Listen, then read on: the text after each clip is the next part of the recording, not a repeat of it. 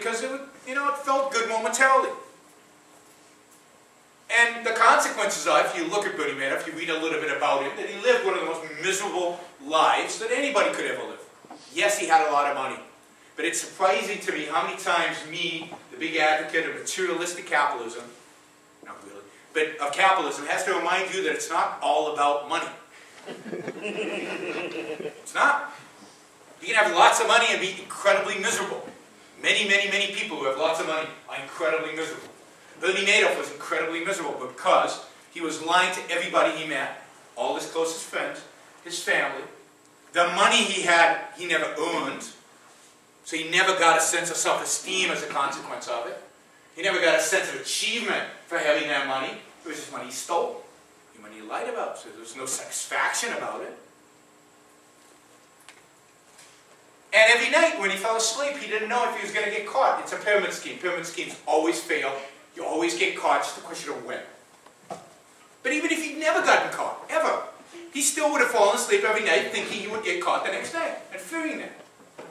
He couldn't escape that. So he was a miserable human being, the exact opposite of being selfish. He was self-destructive. So that kind of behavior, the lying, stealing, cheating, all that, is self-destructive, not self-interest. Now, what kind of economic political system does somebody who was committed to pursuing their own rational self-interest want? What kind of economic political system would they want? Well, one that leaves him free. Free to pursue his happiness. Free to figure out what works and what doesn't. Free to sometimes fail and hopefully learn from that failure and then succeed. Free to succeed and prosper without people sitting over his shoulder and telling him what he can and cannot do and pulling a gun out whenever he does something they don't like. A society that leaves him free to use his mind to figure out what's good for him. That's the kind of society an individual who wants to live for himself, for his own happiness, for his own success, for his own prosperity, wants. And that's capitalism. So, if we can convince, if you can be convinced, to abandon the self-sacrificial morality that we were all brought up on, and to adopt Ayn Rand's vision of a morality of individualism, a morality of rational self-interest, where each one of us is out there trying to be the best that he can be, to use a cliche. But really, from a full sense of what it means to be a human being, be the best that you can be. And capitalism is easy to defend if we all hold that view. And that's the real revolution that's needed. You know, people are talking about Tea Parties and Democrats and Republicans, and they, this is all at there are important things going on here. But if we're going to have real fundamental change in this country, the battle that we need to be fighting is a battle for the underlying morality, the morality that underlies the Founding Fathers' statement in the Declaration, the single most important sentence, political sentence ever written, which is that each one of us has an inalienable right to our own life, our own liberty, and to pursue our own happiness. In other words, we need to fight for our right to our lives and the moral right to pursue our happiness and to be rationally selfish, to make the most out of our lives. Thank you all.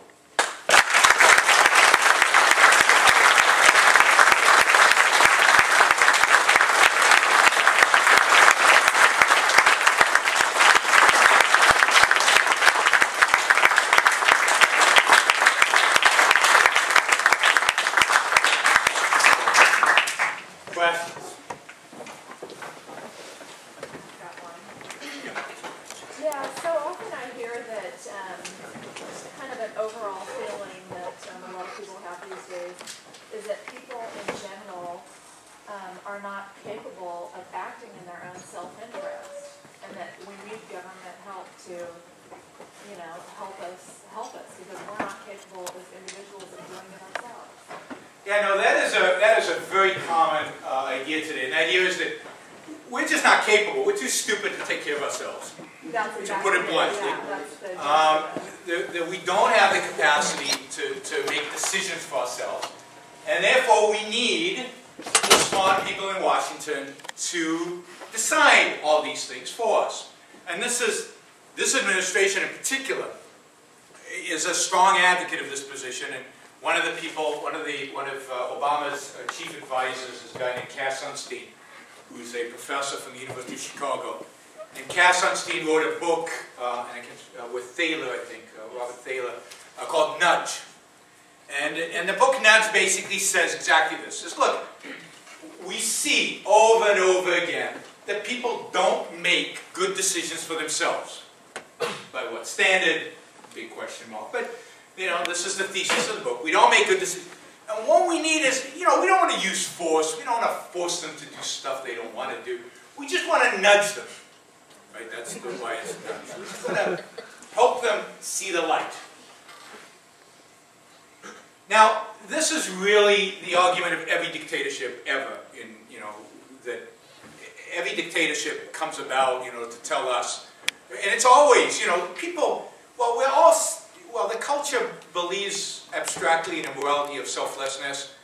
We don't act that way, and we don't really rally around that as a cause very often. It's, you know, people need to know what's in it for them. And if we're going to get big government, I want to know what's in it for me. And what's in it for me is you're going to get taken care of. Don't worry, be happy. Big brother will take care of you. Now this is, you know, when you start with this, first, there's no evidence we can't take care of ourselves. Indeed, when government goes away, or when government has been minimal, human beings have done pretty well.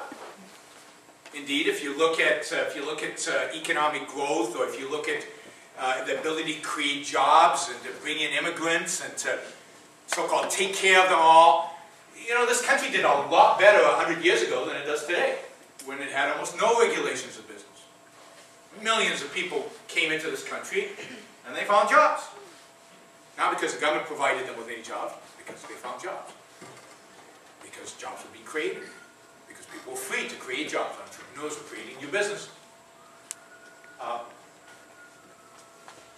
People who get into big trouble, they have friends who can help them and help them out. I mean, there is no real evidence that people can't take care of themselves. And of course, the question is, let's say that were true, that we are all idiots.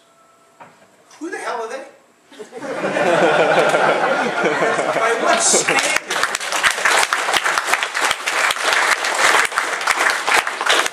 By what standard does anybody decide that they know what's better for us than we know what's good for us? Right, and what are we all going to do now? Tests? Can you take care of yourself? Tests. And, you know, those of us who can get one system of government, and those of us who can't get another system. I mean, I believe that, yeah, we're all different. We all have different capacities. We all have different abilities. But we're all fundamentally rational. We're all capable of being rational. We're all capable. You know, 99.99% of all of humanity is capable of taking care of itself as individuals. Go, you know, if you don't believe that, go to countries that don't have, that have just the beginnings of freedom. That don't have, this safety nets and all this. Go to Cambodia and Vietnam.